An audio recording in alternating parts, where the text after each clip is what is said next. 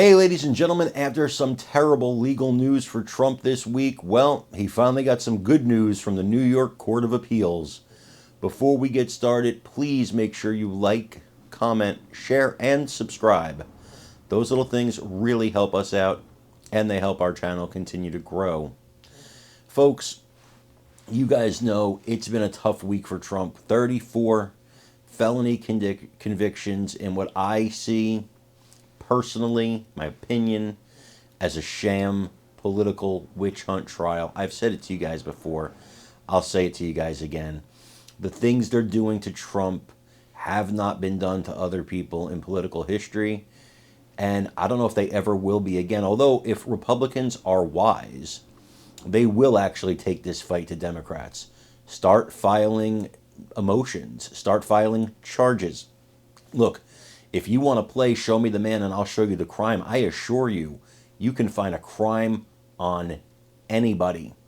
And it's time Republicans started fighting back.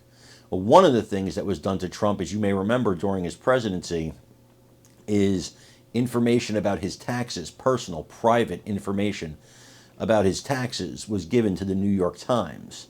Now, it later turned out that it was his niece, Mary Trump, who suffers from her own form of Trump derangement syndrome. Maybe it's because, she's the least good-looking person in the family.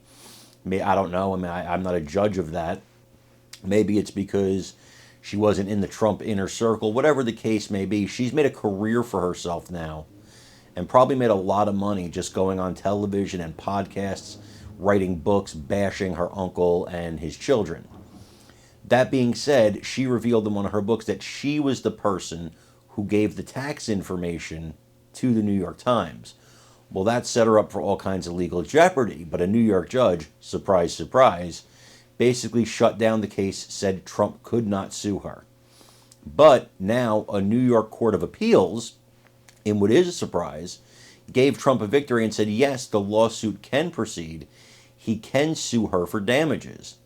Now, there was a report on this on Newsmax in which Greta Van Susteren, great legal mind, explained all of it, but I think it could be a sign of things to come. See, appeals courts don't work the same as these courts with these political activists. Some certainly do, but appeals courts tend to take their job more seriously than these judges like Judge Juan Merchan or Judge Engoron. And this could be a really positive sign for Trump as he appeals his conviction that was given to him by Judge Juan Merchan in the Alvin Bragg, Stormy Daniels, Michael Cohen hush money case. Let's take a look at this report. Let me know what you guys think in the comments section. Now it's time for our 24-hour legal docket, the latest legal news in the last 24 hours. First up, after a bruising yesterday, some good legal news for former President Donald Trump. A New York State appeals court just gave Trump the green light to move forward with a lawsuit against, are you ready for this one? His niece, Mary Trump. The former president says back in 2018, his niece violated a confidentiality agreement when she provided financial documents to the New York Times.